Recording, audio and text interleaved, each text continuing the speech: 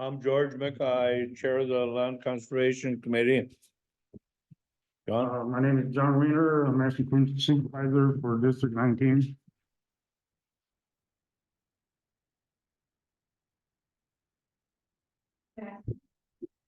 Gracia Flint, Administrative Assistant. Jerry Richardson, Citizen Rep. Matt Boland, Agricultural Technician.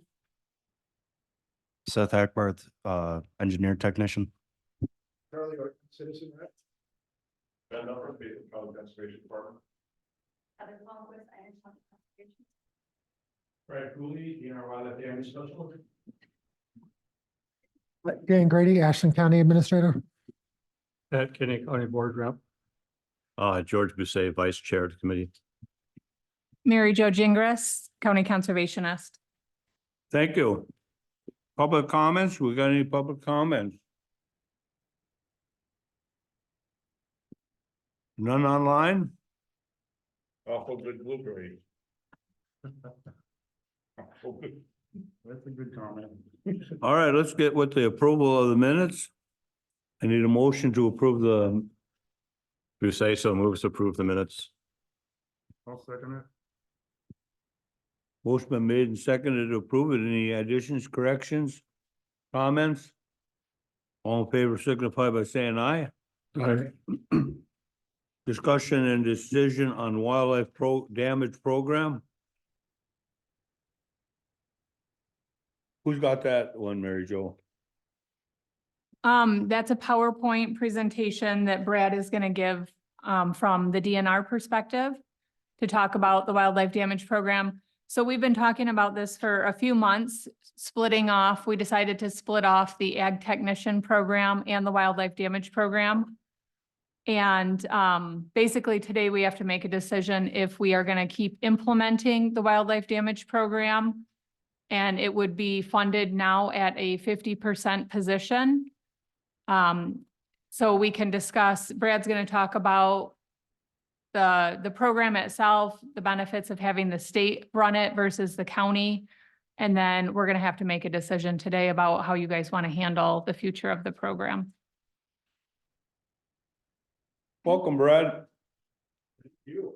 It's okay to hear. Oh, you can sit, you can stand on the table if you want.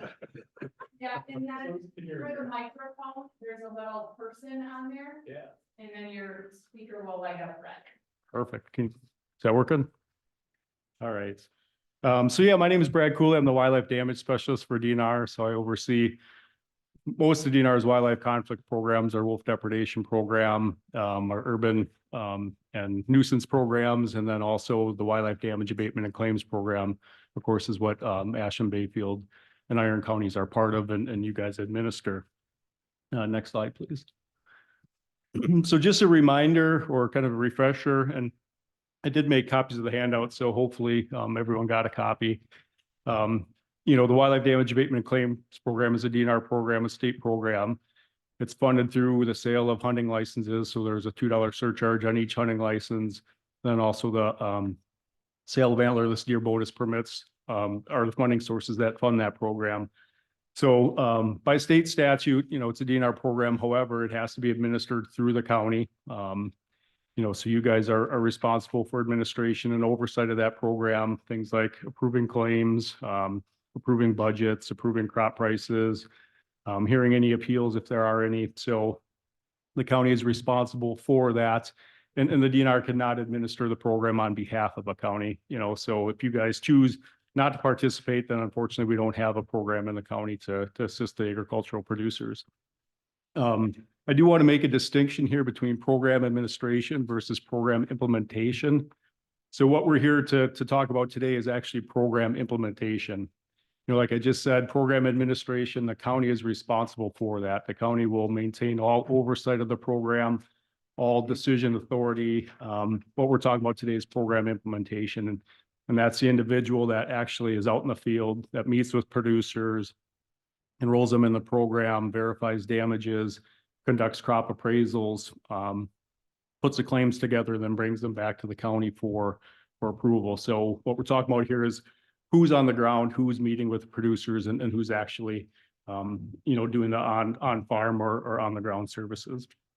Next slide, please. So there's basically three options or ways that the program is administered or implemented on the ground. So there's a county position or staff member, which is what you guys have historically done. It says have an individual from a county or county employee administer the program or implement it. Second option is contract with USDA Wildlife Services. And then the third option or way we see it implemented is contracting with a private wildlife damage technician, and that only occurs in 3 counties. So those are the 3 options that are currently utilized. Next slide, please. The way that looks right now on the ground is all those blue counties there. Those are counties that contract with USDA Wildlife Services. So 54 counties currently contract with Wildlife Services. 13 counties have a county employee implement the program there. And then 3 counties, those ones in the southwest, Richland, Grant, and Crawford counties down there, they have a private individual that implements the program down there. That individual is a former USDA Wildlife Services employee and just went into business on his own and administers the program there. So those are the the ways and the program's currently implemented. Next slide. If you look at this by technician, many technicians cover multiple counties. For example, Matt, covered Bayfield, Ashland, and Iron County. Many of the Wildlife Services employees cover multiple counties. And each of those different shades of color there is one individual technician. The only time you typically see one individual covering a county is in some of the independent counties, we call them, which, like Wood County, Shawano County, Oconto County, Door County. They have a county employee implement the program there. However, it's a part-time position for them, just like it was here in Ashland County or at Ashland, Bayfield, and Iron. It was a part-time just because the workload's not there. And those individuals cover other county duties as well. Wood County, for example, that a technician there does a lot of frac sand work and stuff. So it's a part-time position in many of those counties where, they only administer one county. Next slide. So a number of options, like I just discussed, for implementing it. The county administered option, the pro to that is it maintains a county position. Historically, you guys have used that position, half-time for damage program, half-time for, other county duties. So the pro is that it keeps that position within the county and you could potentially partner it with other programs. The last page of your handout, if you look at that, that does have, I tried to compare Ashland, Bayfield, and Iron counties to other counties where technicians cover 3 counties. And the reason that, we can't fund the position 100% is because there's just not the workload there to support that position. If you look, at 100% position, roughly the cost would be between the 3 counties, roughly $85,000 for salary and fringe. And again, this is just comparing salaries. This isn't comparing, any other administrative costs or abatement costs or anything. This is just looking at salary. And you can see there, if we were to fund it 100%, that would roughly equate to $7,100 per enrollee. You compare that to other counties, other programs, and it's, skewed. It's very high compared to the administrative costs in other counties. So because of that, Mary Jo and I discussed, certainly want the program in the county. It's very valuable to the producers in the county. But, we'd have to keep it at a 50, maybe 60% time position. The workload's not there to support that position 100%. And of course, we need to be smart with how we're spending $100 and using that funding. So that's why, the program can't fund that position 100%. The cons is that, with that position not being 100%, there's a potential for continual turnover. And obviously that's a concern because it's workload for Mary Jo or the counties finding new technicians. It's workload training those individuals, getting them up to speed. So there's, issues with producers not knowing who to contact, if a technician changes from year to year or every 2 years. And there's also benefits of technicians being familiar with properties as well. So you want to have that institutional knowledge. You want to retain those people as long as you can, because it just improves relations with the producers and folks in the program. You know, there's a better knowledge of the history, and we're able to assist producers better that way. The other con that we see is, you know, it's not integrated. The position being through the county is not integrated with other wildlife conflict programs. So we have a nuisance bear conflict program that's administered by USDA Wildlife Services. We have a nuisance beaver program. We have the wolf depredation program. There's a number of other wildlife conflict programs that are also administered in the county, not through the county, but in the county. So breaking that up by agency or by contact makes it a little bit more difficult for people to know who to contact for those other wildlife species. So not quite the same continuity with other wildlife conflict programs. Next slide, please. Contracting with wildlife services. A number of benefits for that. Again, the county maintains administrative oversight of the program. They maintain all the decision-making authority. So they, you guys would maintain the budgeting authority. Wildlife Services would bring that budget to you every year. You guys would review it and approve it. You guys maintain control authority on crop prices. You maintain control over approving wildlife damage claims or hearing appeals. So the county, the LCC here, you guys would maintain that control and oversight of the program. Now, the Wildlife Services technician would report to you as you guys request. You know, that could be monthly, could be bi-monthly, whenever you want an update from them. But they would report to you and run any decisions by you for your approval or your decision making. The other thing that's important to note is that these individuals will be local. In 2001, Ashland, Bayfield, Douglas, and Iron, you know, Dave Schultz retired. There was a temporary agreement just to get us through that year until the following year when we were able to hire Matt. Those technicians will be local. In 2021, when we did that, Ethan Rossing took over Ashland and Iron counties, if I remember correctly. He lives here in Ashland. And Eric Fromm took over Douglas and Iron counties. Douglas and Bayfield counties. Eric lives in Solon Springs. So it's an individual that's local, familiar with the producers in the area, familiar with the local area. So it's not like someone from Rhinelanders coming up here and trying to implement the program. The other thing that I discussed earlier is that, well, it would be a full-time position through Wildlife Services. So, you know, like I just discussed, the workload's not there specifically for the agricultural side of things, the wildlife damage abatement claims program. However, with Wildlife Services, they would supplement that with these other programs. They would supplement the workload for the wolf program, the wolf conflict program, the beaver conflict program, the nuisance bear program. So there's enough other work that they could add to that position to make it a full-time position. And you know, obviously, like we discussed, that's better for retaining people in that position and eliminating that turnover or reducing that potential for turnover. Integration with other programs, like I said, the wolf program, you know, not a big deal here in Ashland County, but certainly over in Douglas and Bayfield County, the wolf program is It's a big very deal active. there. It's a big deal here. Yep, here too, to some extent, yep. So, you know, it would be likely the same individual, you know, if you guys were to contract with Wildlife Services, it would be that same individual working with agricultural producers on deer, bear, elk damage as the same individual that would be out there doing wolf investigations, you know, verifying livestock depredations, that type of stuff. Nuisance bear, right now, you know, the county doesn't do any nuisance bear work.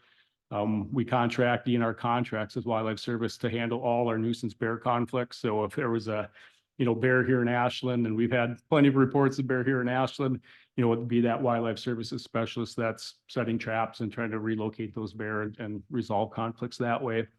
Elk, that's a growing issue. Matt's had his share of that this past year.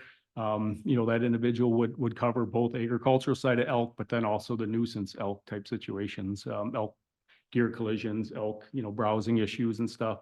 And then also migratory birds. We contract with USDA Wildlife Services to handle all our migratory bird complaints. So there was goose issues or gull issues or woodpecker issues, that individual would assist local residents with resolving those conflicts as well.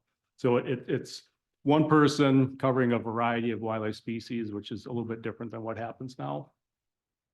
The other thing, the benefit for Wildlife Services is that they do have a support group. Obviously, they administer the program in 54 other counties right now.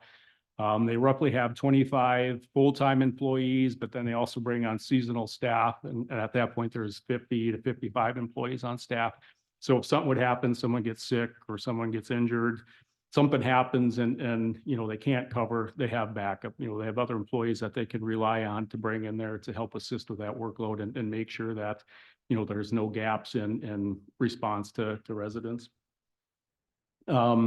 Annual trainings, Wildlife Services, that's all they do, right? They're a federal agency. All they specialize in is wildlife conflicts. So they have annual training, conflict mitigation strategies, abatement, but then also things like chemical immobilization, firearm training, things like that. So they have their national training program that provides oversight, and then also obviously oversight of the wildlife damage abatement claims program to make sure it's implemented consistently across the state. Workload is specific to wildlife conflict management. Like I just said, that's all they do. They don't help with soil nutrients or anything like that. They are specific to wildlife conflict mitigation. Quicker response is the other benefit. So right now, if Matt has an individual that enrolls for bear damage, and Matt decides that trapping and relocation is the abatement we want, then Matt has to contact Wildlife Services and get them involved, because we only allow Wildlife Services to trap and relocate bear. And the reason we do that is just to make sure that it's done humanely and to make sure that those bear are being released in locations of, large tracts of public land and away from other agricultural or away from other potential nuisance situations. So it's another layer of complexity or another individual, whereas we contract with Wildlife Services, that individual would directly be responsible for implementing trapping and just we're able to provide a lot quicker abatement in those situations. The other thing is Wildlife Services does have an office in Rhinelander. That's their main district office, and they do have a large supply of abatement supplies there. So electric fencing, pyrotechnics, wolf abatement, so fladgery, things like that. So they do have a cache of abatement supplies available. So if someone calls up and they're having elk issues, within probably 2 or 3 hours, they could have electric fencing to a certain property if they need to. So it's a lot quicker to have those supplies delivered. And of course, that's important when you're talking about conflict response. The other big thing is that there's a federal cost share. So USDA Wildlife Services, they typically maintain an 18% cost share in every county. So obviously they get federal funding, and that federal funding is used to supplement the state funding for the wildlife damage program. And that equates to roughly 18% in every county. So for us, when it comes to looking at budgets and trying to balance costs, it's nice to have that federal influx of money as well to supplement what we're getting through hunting license sales and antlerless tag sales, because as we all know, the number of hunters are going down, and certainly in a lot of cases, the antlerless deer sales are going down as well. Consistency with 54 other counties, I've kind of hit on that already. There's a number of other counties, 54, that contract with Wildlife Services. So, and they do have district meetings. As a matter of fact, I was at the Rhinelander district meeting yesterday where they get all their damage technicians together, sit down and talk, go over any rule changes, go over, what to anticipate for the next year. So they're prepared, so yeah, more consistency with those counties. And then they do provide assistance in budgeting and filing reimbursement requests. So basically every year, based off of what they saw out in the field for abatement costs, what they saw in the field for compensation, what they saw in the field for administrative costs, they would put a budget together and present it to you guys for approval. So they would project those budgets for you. And again, that's just the administrative savings time for county staff, because they would no longer have to do that. The con to it, obviously, is that it's not a county position. So if you guys wanted to, use a 50% damage position and couple it with another position or activities, you know, you couldn't do that because obviously it's a wildlife services position rather than a county position. So that would be kind of a drawback. Next slide, please.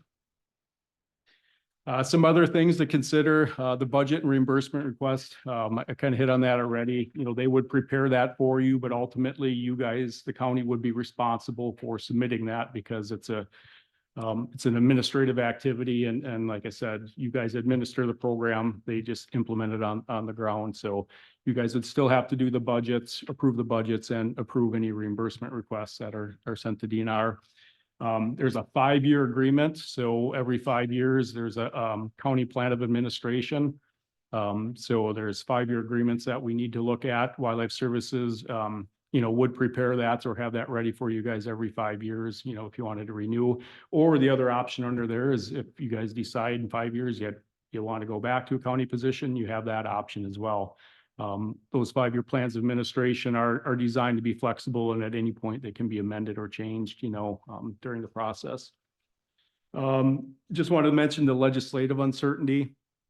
Last 2 legislative sessions we've had, there's been bills introduced that would take program administration away and give it to DNR. There has been nothing introduced this legislative session, but I don't know if something is going to come.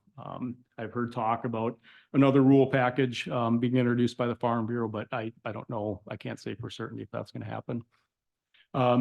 The other legislative uncertainty is there's been a lot of discussion about adding sandhill cranes to the damage program. So right now, under state statute, cranes will be added once there's a hunting season for sandhill cranes. So there's a couple things going on. One is there's discussions about creating that hunting season for sandhill cranes, which would automatically add them to the damage program. But there's also talk about just changing state statute and just adding cranes to the program outright without a hunting season. So that's been kind of ongoing discussions throughout the summer and fall. And again, uncertainty. You don't know if it's going to be introduced, but you know, there's fair amount of legislative talk about it. And then the other kind of uncertainty too is the elk damages. You know, Matt saw a fairly substantial increase in elk damages this year. We're seeing increases in Rusk County. We're seeing increases in Jackson County in elk damages. So, you know, that's ever changing workload and likely an increasing workload as well. So just something else for you to consider. With that, I'd be happy to answer any questions you may have or provide any additional information. Well, I got a comment. I got to get going. I would definitely like to keep it local. Very simply, in June when wolves killed 3 of my oldest boys' calves, and unless you can find that carcass, they ain't going to pay for it anyway.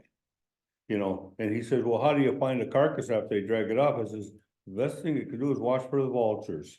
A lot of times the vultures will be over there eating, you know.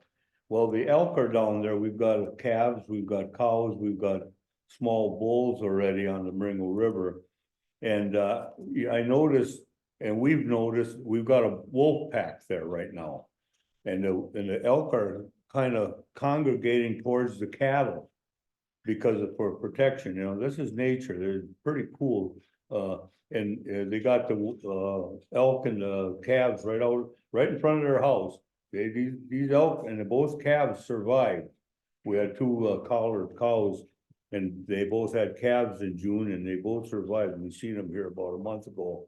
So that's why, you know, the guys from USDA came out and they put a solar ran radio so that when it turned dark, that radio would come on, you know. And of course, me being the smart ass I am, I asked the 2 guys, young fellas, you know, I said, so when I come out here and watch them, I suppose the elk or the wolves will be dancing while they're eating their steak.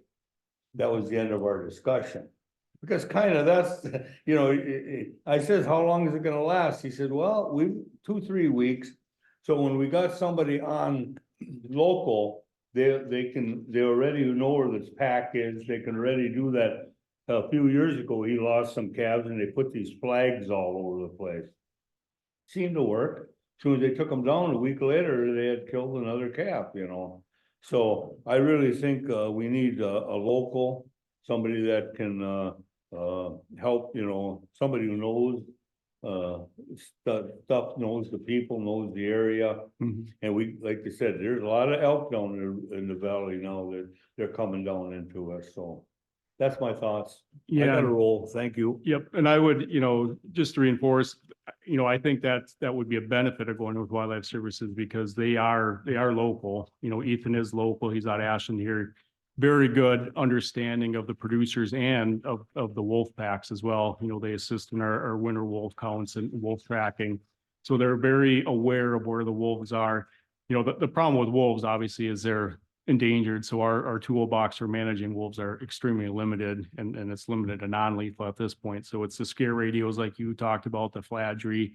And once wolves are delisted and we have state management authority, then you will have Wildlife Services conducting depredation controls, lethal depredation controls. So to me, that's the other benefit of Wildlife Services is once that lethal control, once we get that back, they'll be on those farms doing But trapping. there again, we had that and it was 2 years. He had lost calves.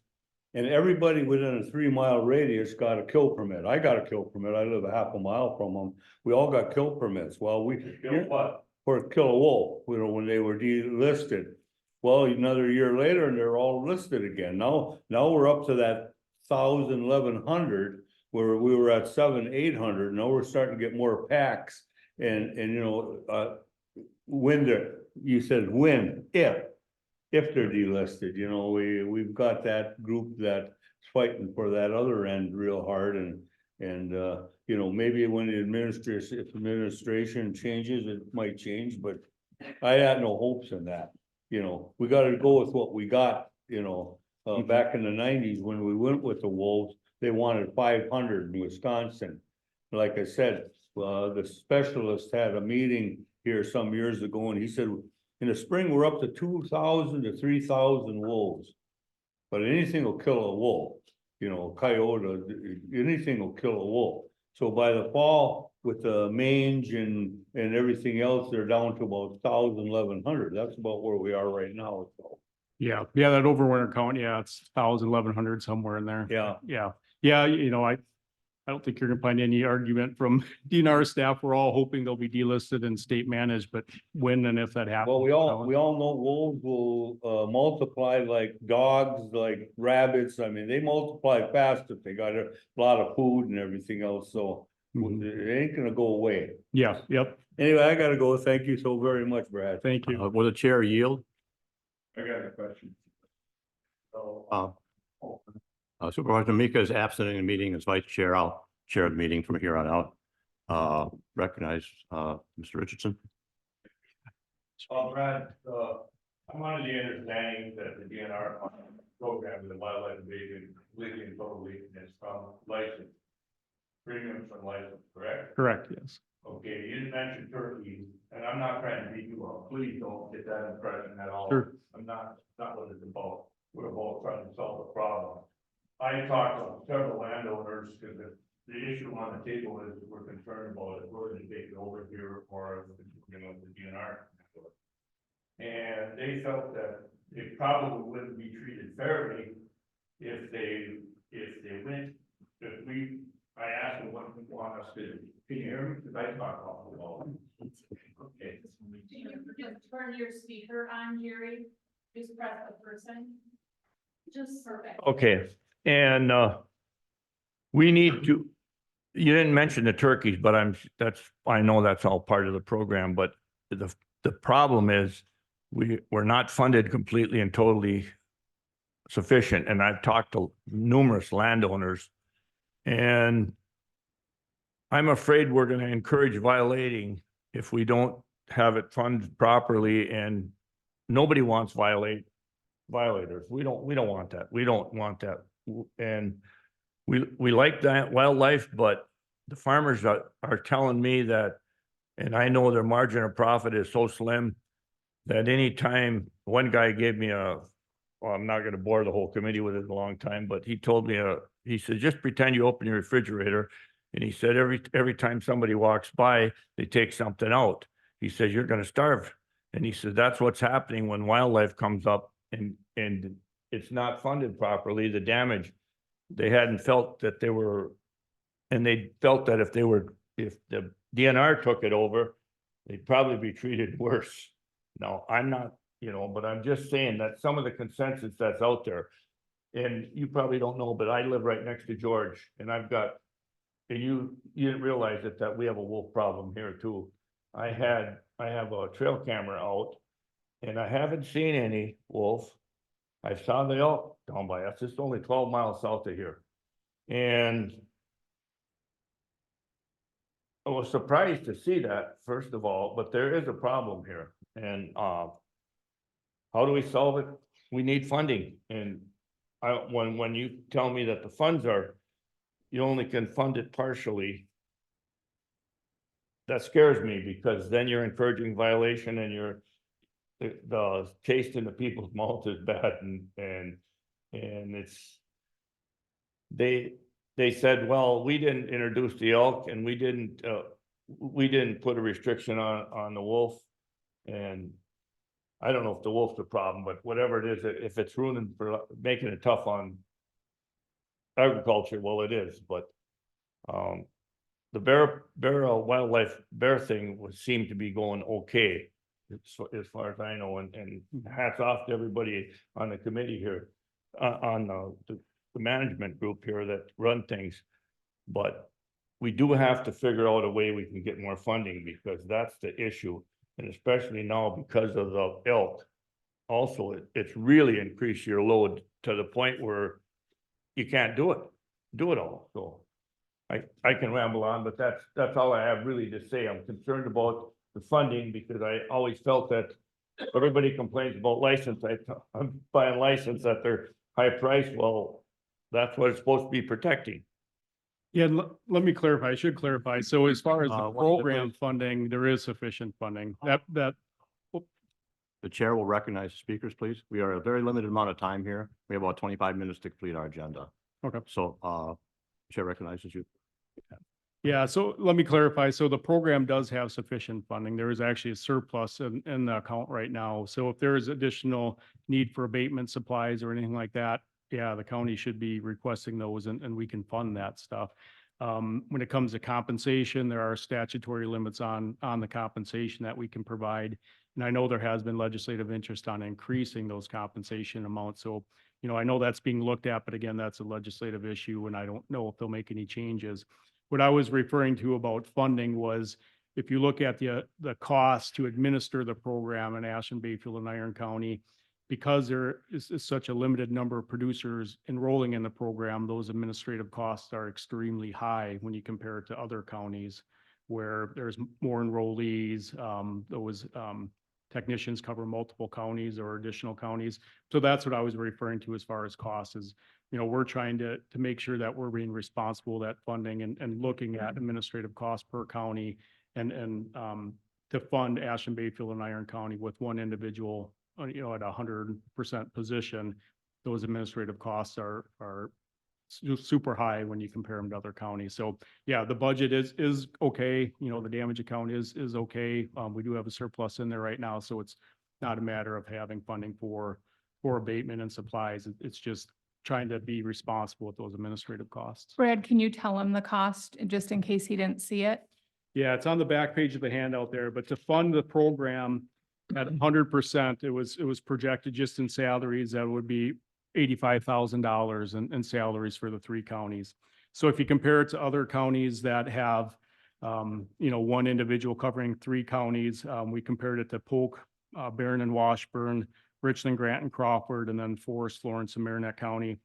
The administrative costs at 100% would be roughly $7,100 per individual enrollee.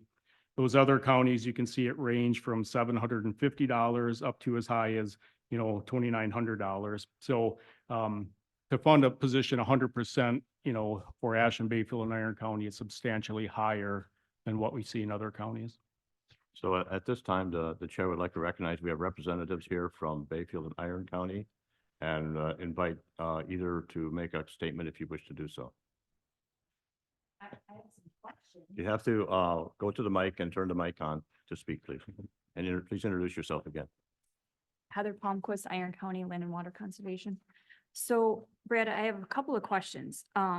one of the things that you did not mention as a con, for having wildlife damage, take on the program. In the past, when we did that, in between, Matt coming on and Dave Schultz retiring, we contracted with Wildlife Services, and that was only ending up being a part-time position. So in November, that guy wrapped up, and said, here's some information, you're gonna have to go do your corn prices and get those approved, good luck. And then I had no one to go to ask questions on, which was kind of an issue. The other problem that we came around to is that then, like you mentioned, we were, given all of that paperwork load to go and do all the final administration and reimbursement requests. So, if that's the route that we have to go to, are we going to be able to seek reimbursement for our time doing that? And then the last question that I guess I have is, you had mentioned that this was a 5-year contract agreement. The last time that we did do this, we did not have that. Is there a route that we can go to, if we have to do this right away and everybody decides to go with the Wildlife Services, can we do that for a smaller period of time, like a year, if in case we wanted to try to figure this out to do a position and keep it in-house? So those are my 3 questions, I guess. Brad, would you like to respond, please? Yeah, please. So you're right. So in 21, when you contracted with Wildlife Services, basically that contract came through sometime in midsummer. I think it was after Dave Schultz retired. So at that point, it was discussed that we just, you guys just wanted to do a contract to finish out that year, right? You didn't want to extend a long-term contract, a 5-year contract like we normally do. So Wildlife Services made the decision that because they, the future is uncertain, they just had a temporary individual cover those counties. However, if you do enter into a 5-year agreement, they have said that they will have a full-time 100% position available to it. And that would, at that point, that would eliminate that November claim issue. That would eliminate the paperwork that you had to do for budgeting and reimbursement requests. It would clean all that up because they would have certainty that they can keep an individual employed, and it would reduce that uncertainty of a temporary, 5-6 month position. So that would be addressed through that. Talking with Wildlife Services, because of that uncertainty, I know that they do want to see a 5-year agreement. So so if they juggle around their districts and their workload, that they can maintain or make sure that they have a position available for someone for, at least 5 years. They don't want to get into a situation where they do a 1-year agreement, then all of a sudden the county decides to go back to a county employee, and then they have an employee there that they need to get rid of. So they want more certainty in that. Thank you. Thank you. We're very short on time. We have to be out of here in about 20 minutes. And we have a couple of decisions to make. So if there would be a brief comment from Bayfield County, please. I've got a lot of comments, I guess, but I'll keep it brief because I know you got to get going. I like the idea of keeping the position, but I think at 50% or 60%, it's going to be hard to find anyone to keep a good program going, honestly. And I get what you're saying about the Wolves too, Jerry and George, and we have the same issues in Bayfield County with our guys. But that's already a separate, APHIS handles that, right? That's never been part of our workload with this position. So it wouldn't help that issue, I don't think, if we kept it. And I assume Matt's good with this, he's going to be taking a new position. So we'd have to, again, rehire someone at 50%. I don't think we'd have a very good likelihood of finding someone to do that and keep that. That's just my opinion from Bayfield County. Thank you. Is there further discussion, commentary? John? Who and how do they set up the 24 proposal salary budget? My question is because wonder why Ashland County is always the lowest one Brett? compared to Aaron County. That's a great question. And those are budgets that are prepared by the county. So I don't know exactly how they calculate all their I suspect it's probably hours spent on the farm is probably what they look at, and then they try to break up salary and fringe and stuff like that. But yeah, those are figures that, you know, were provided through the county to us. I'll comment on that too, because I prepare those. The reason Ashland ends up being, oh, yeah, sorry. The reason Ashland County ends up being one of the smaller ones is because that's like projected cost for claimants and stuff.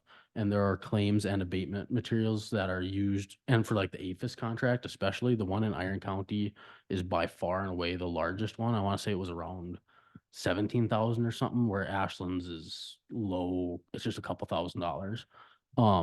And that's, so that budget that you see there, it's county specific things in there is why Ashland County is the lowest one. As far as the shared cost between the two, Ashland and Iron County are both at 30% and Bayfield County is at 40%.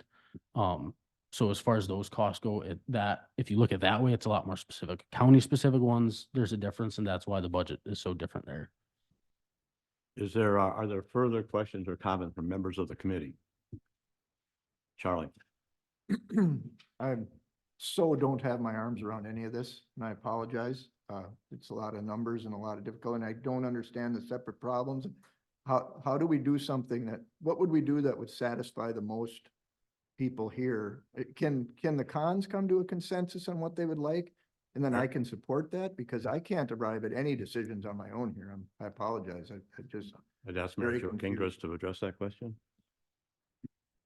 Well, I mean, basically, Ben summed it up good. We are gonna be forced to offer a part-time position. At these hours, I just confirmed with the clerk when the meeting started, we will not be able to offer Wisconsin retirement system or health insurance to this person.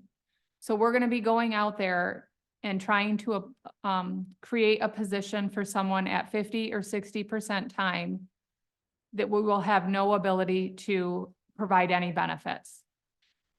Like Ben said, our likelihood of being able to hire a candidate that's gonna stay on board with us is not that likely. We can try it. It's a lot more work for me. If that person leaves, like Brad mentioned, we're gonna be trying to refill the position. This is not the type of position that would likely be, that they would stay, that we'd be able to retain them.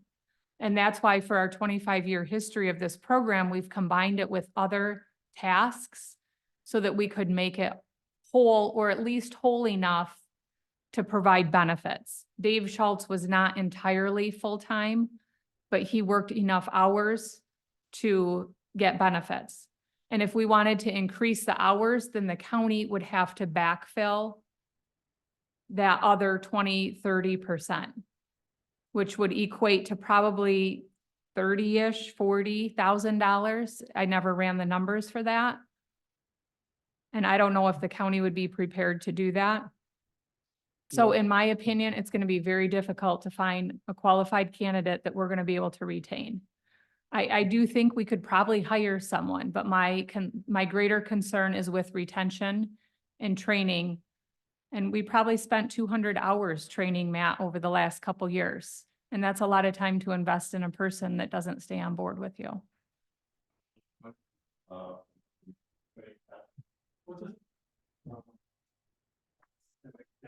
We can only have so many mics on at a time, so.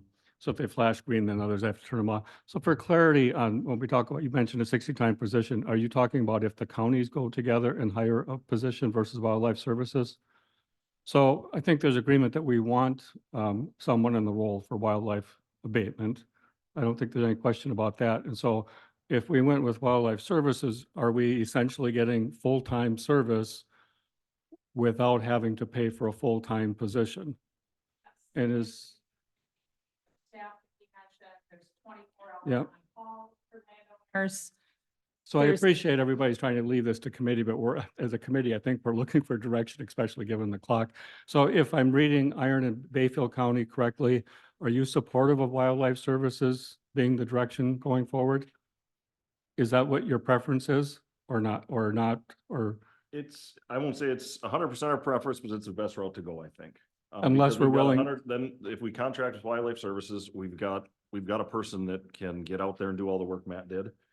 If we don't, it's a half-time person that may or may not stay for a long period of time. As you know, Bayfield County, we face the same thing that you guys and other counties have. Retention has become kind of an issue. So, I mean, with full-time people even, and to try and maintain a half, 60 or 50% position, I think will be difficult, Pat. We would love to have a full-time wildlife person, but the numbers, that Brad showed we don't have the number of enrollees that other counties do to support a full-time position. As much as, it's more work for us to contract out. It's paperwork, honestly, but it's Yeah. still, something that we would take on. But then our producers get, full-time service, I'll say, if it's contracted. So from a budget perspective, I mean, we all know what county budgets look like, and with the ARPA money, going to be expended, before long here, budgets are going to get tighter. So as I'm listening to this, part of what I'm thinking about is elk damage is likely to increase. So workload in this area is likely to increase. And then if wolves are delisted, which seems likely from what we read and hear, then there's that issue. And so perhaps 5 years from now, when this conversation is revisited, if the workload is such that a full-time position might be viable, and it might be in 5 years, we revisit in 5 years and that might be a different decision. But if you're, if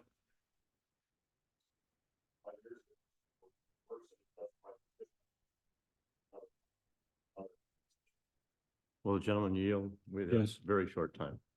I'd just like to add my own assessment. It appears to me that our responsibility is primarily to our residents who are affected by these issues.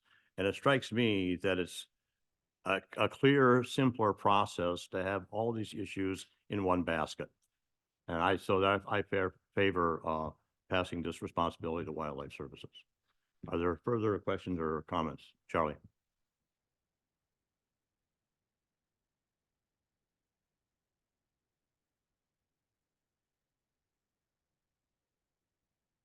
Mary Jo to answer that?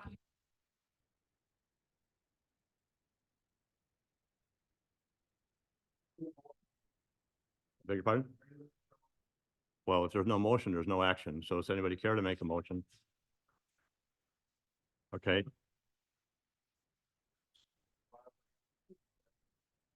That's adequate. Is there a second? this is Pat, I'll second. Motion by Charlie Ortman to turn the responsibility over to Wildlife Services, seconded by Pat Kenny. Is there discussion? Being no discussion. Mr. all Chairman, Yes. recognize Does Mr. that- Richardson. does that mean we're saying that we're going to turn it over to the DNR? Okay, I understand. I want to make sure I understand what the motion is related to, That's whether it's DNR or different. because it's all wildlife abatement. But is it, are we, Brad, could you answer that question? Yeah, sorry, it's not DNR. DNR cannot administer the program by state statute. This is a separate federal agency, USDA APHIS Wildlife Services. So they would work directly with the county. DNR, we do get involved, but you guys in Wildlife Services would implement the program just as you have in the past. Mr. Kinney? For clarity, are you suggesting, Mr. Ortman, that we enter into a 5-year contract so that it's, which is what the interest is, correct? Which then means in 5 years it's revisited, as opposed to 5 years from now, a different group of people sitting here might interpret that motion as, well, we're doing this on a permanent basis. It's really for the 5-year contract. And then in 5 years, it's revisited. So Mr. that's one. Ortman? Yes, that's what. And then I've got a question for Brad. Do the counties get any input on who might serve as the specialist up here with wildlife abatement? I don't know the specific answer to that. I suspect that, yes, in your conversations, Dave Root is the district supervisor for Rhinelander for the northern part of the state. In your discussions with him, I suspect he would be open to discussions about who does the on-farm services. Is there further discussion? I'll remind us that we still have to set a corn price after this vote. Further discussion? All those in favor say aye. Aye.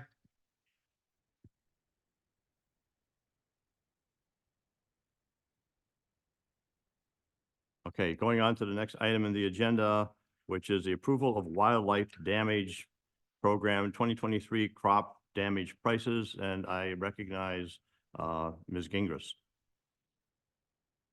I would defer to Matt Boland. Because I know we're limited on time, I will keep it quite concise. In the packet that I handed out, there's a whole bunch of like pictures and explanations on those pictures. So if you have questions about how those yields are done, what the abatement looks like, things like that to get to this point, that answers a lot of them. And if you have questions either now or later on that, I'll try to answer them, but I'm gonna get right to the prices right away. So we have 4 claims in Ashland County for this year, and those 4 claims are in that same packet, they're the last 4 pages. And some are for corn and some are for soybeans. And you can see I've got charts there for how I came up with a recommended price to set for those. I am recommending in Ashland County that we set it at $5.15 a bushel. You could choose to go up or down. Those claims are currently filled out at that price, and I could adjust them if you decide to go up or down with that. That Sheldon Grain is about the closest buyer we've got. That's what they were offering around September, October, or September 23rd. And then the other, DATCAT gave a report and USDA gave a report. I averaged them out, and 515 was the average. I think it's a fair but slightly generous price for up here. And for reference, that is down exactly $1 a bushel from last year. Last year we set one at 615. And just prices have come down. So that's going to be it for corn prices. And for soybean prices, I use the exact same reports, exact same averaging out, same grain buyer, everything. And I am recommending a price of $13.62. Once again, you can add or subtract from that. I would just have to make those adjustments on the claims. And then with those prices, those claims on the back 4, those would be the final prices on those as well. Does anybody have any questions on any of that? Mr. Ortman. I would move to set the price of corn for the wildlife damage program at $5.15 a bushel and the price of soybeans at $13.62 per bushel. And I would also move to postpone the climate change adaptation discussion to the next meeting.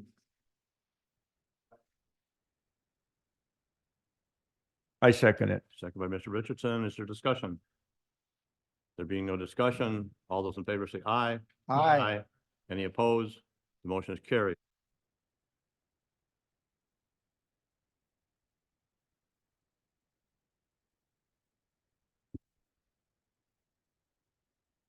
We're not doing staff reports today. If you would like to read them, we can answer questions. And we'll put these on our next meeting agenda for February. Moving on to other business, recognize Mr. Ortman. Is there a second? This is Pat, second. Mr. Kenny seconds. All in favor say aye. Aye. Opposed? Meeting's adjourned.